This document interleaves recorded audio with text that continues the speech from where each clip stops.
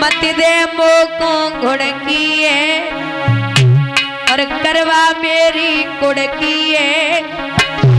गोपी बोली कि मैं कंस को खबर दे दूंगी। भगवान बोले सुन ले, अरे कंस राज से कह करके मोको पिटवावेगी, मैं जेल में पैदा होगा मेरी जेल करावेगी, मैं जेल में पैदा होगा मेरी जेल करावेगी।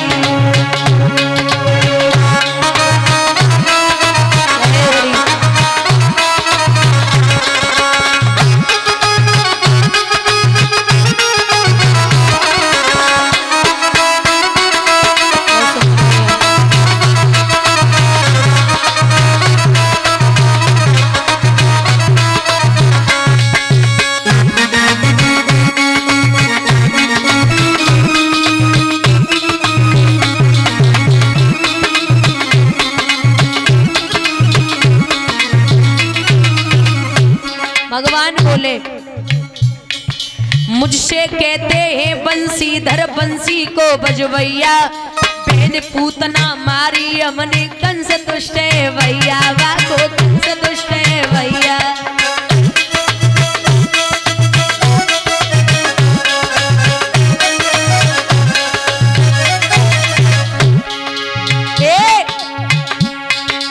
कंस भगवान बोले कंस राज से कह करके मोको पिटवावेगी,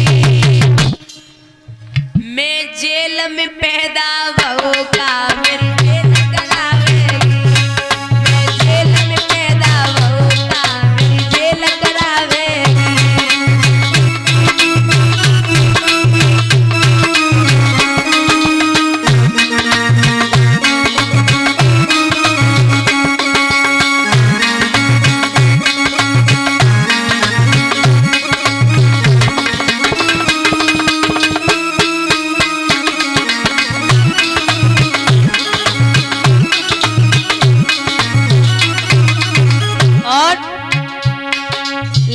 मती बाजी पर बाजी मिट्टी सी छट जावेगी, लगा मती बाजी पर बाजी मिट्टी सी छट जावेगी, आज दही की तेरी मटकिया सिन्नी सी बट जावेगी, आज दही की। ये और हमें जब बताए दे का जा काना से बचाए कहाँ तू सेल लगावेगी, काना से बचाए कहाँ तू सेल लगावेगी, मैं जेल में पैदा होगा मेरी जेल करावेगी, मैं जेल में पैदा होगा मेरी जेल करावेगी।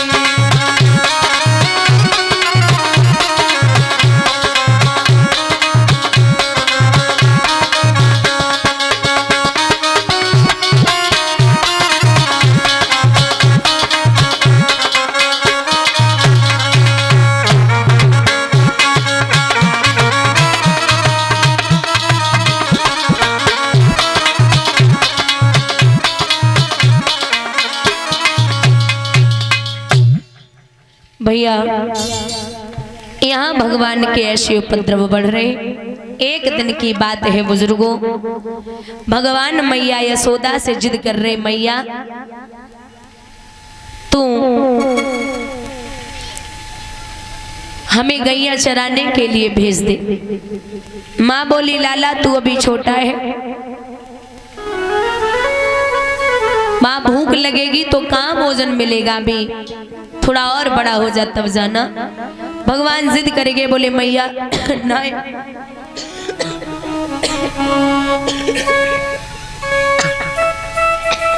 हम जाएंगे।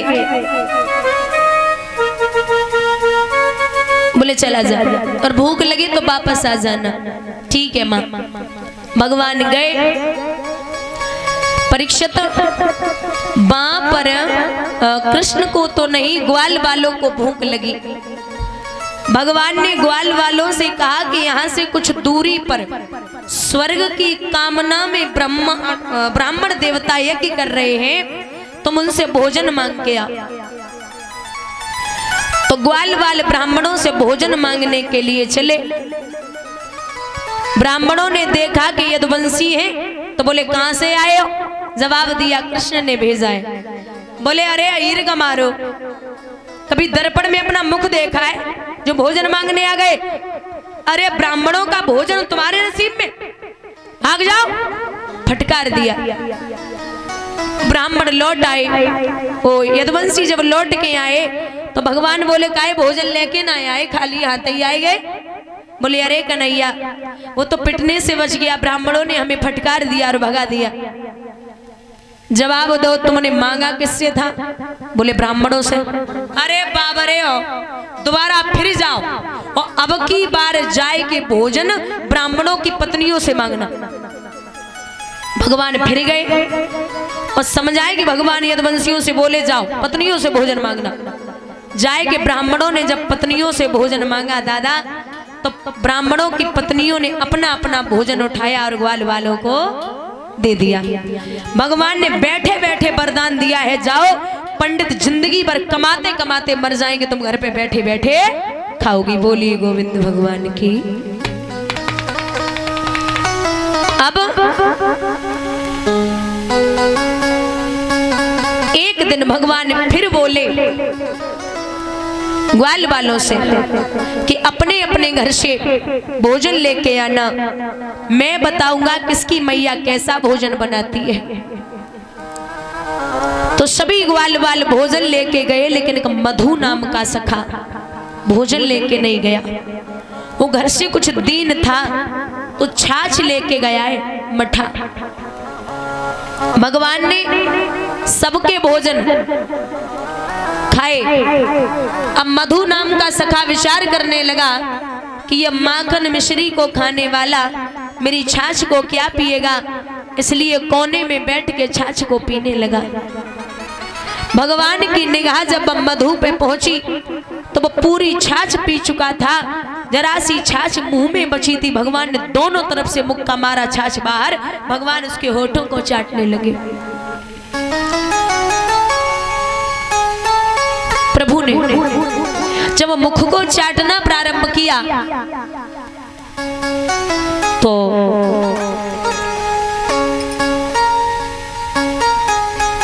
ब्रह्मा जी देख रहे थे, बोले ये कैसा ब्रह्म है? अरे जो दूसरों का जूठा खाता है इसे हम ब्रह्म कैसे कहें? तो ब्रह्मा जी ने गायों और बछड़ों को गुफा में बंद कर दिया। भगवान ने देखा तो ग्वाल वाल भी गुफा में बंद। ध्यान धर के देखो तो विचार करो, बारे ब्रह्मा जी हमसे खेल खेल रहे हो। भगवान ने चुटकी बजाई, उसी प्रकार की गौएं, उसी प्रकार के ग्वाल। 1 साल हो गई ब्रज में, किसी ने ये नहीं जान पाया ये असली ग्वाल वाले हैं या नकली ग्वाल वाले हैं। 1 साल बाद ब्रह्मा जी जब पहुंचे तो देखा ब्रज में भी बंद है, फिर भागे तो गुफा में भी बंद, फिर भागे तो ब्रज में भी बंद है। भगवान ने कलाई पकड़ी और जवाब दो, अरे ब्रह्मा जी जिसकी चौकड़ियों में फंसकर चकराते ऋषि मुनि गण हैं, उन चतुर खिलाड़ी के हाथों अब चूक गया चतुरानन भी। तुम समझ सकते हो जाकी बनाई वही दुनिया जो इतनी चालाक है, जाकी बनाई वही दुनिया जो इतनी चालाक है, तू बनाए वालो कितनो चालाक हो बेगो। जाकी बनाई वही दुनिया इतनी सुंदर है तो वो बनाने वाला कितना सुंदर होगा। और अगर देखा जाए ना तो भारत देश के लोग बहुत चालाक हैं, बहुत ज्यादा। एक अंग्रेज आया भारत में, सेव वाले की दुकान पे खड़ा हो गया, बोले भैया हमें हिंदी के 2-4 शब्द सिखाए दो, हमें हिंदी ना आते। बोले सीख जाओ। सेव वाला बोला एक काम करो, हमारी दुकान पे जो ग्राहक आता है वो हमसे पूछता है सेव क्या हिसाब दिए, तो हम कहते 50 रुपए किलो। वो कहता है कि कुछ खराब है, तो हम कहते हाँ कुछ कुछ खराब है। वो कहता है कि हम नहीं लेंगे, तो हम कहते तुम नहीं लोगे तो कोई और ले जाएगा, हम तो खड़ी इस काम के लिए। अंग्रेज को 3 बातें सिखा दी, 50 रुपए किलो, कुछ कुछ खराब है, तुम नहीं तो और कोई ले जाएगा, हम तो खड़े इस काम के लिए हैं। अब अंग्रेज 3 बातें सीख गया। सेव वाला चला गया, अंग्रेज को खड़ा कर गया। एक लड़की आई, सेव वाले की दुकान पे खड़े है कि बोली भैया स्टेशन का रास्ता कितनी दूर है। अंग्रेज को तो हिंदी नहीं आती, बोला 50 रुपए किलो। बोला स्टेशन का रास्ता कितनी दूर है, बोले 50 रुपए किलो। लड़की बोली दिमाग खराब है क्या? अंग्रेज बोला हाँ कुछ कुछ खराब है। लड़की बोली इसे तो थाने ले जाना पड़ेगा। अंग्रेज बोला तुम नहीं तो और कोई ले जाएगा, हम तो खड़े इस काम के लिए। बोलिए गोविंद भगवान की। तो कहते कि भारत देश के लोग बहुत चालाक हैं। यहाँ भगवान ने कलाई पकड़ी और बोले ब्रह्मा जी आप ऐसे व्यर्थ भाग दौड़ में लगे रहेंगे तो थक जाएंगे, आप चिंता ना करो, ये भक्तों के लिए हमें सब कुछ करना पड़ता है। भगवान ने जब समझाया तो क्षमा याचना मांगी। ब्रह्मा जी ने क्षमा याचना मांग के ब्रह्मा जी अपने धाम के ले आए। अब श्री सुखदेव भगवान बोले हैं राजन परीक्षित, प्रसंग उठता है विलोक्यम दूषिताम कृष्णा कृष्णा कृष्णेना विमः तस्या विशुद्धिमामनिवच्छना सर्वतमदावासियत। काली देह में भगवान ने जाकर के कालिया नांग को कैसे नाथा है। दादा एक बात बता दें, ये कालिया नांग जो है ये कद्रू का पुत्र है और ये काली देह में इसलिए आया था कि भगवान के जो पार्षद है गरुड़, इन्हें हर अमावस्या को एक बलि दी जाती थी सर्प की।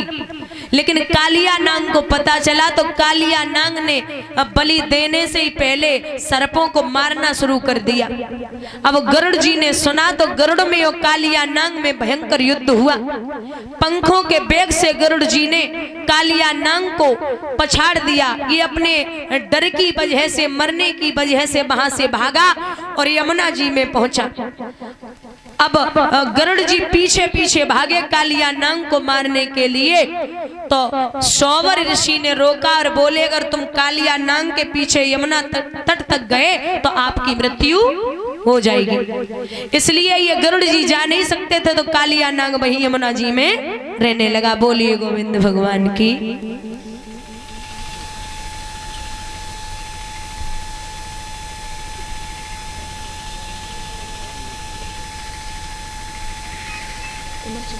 पहले एक पैसा भी दुनिया को चला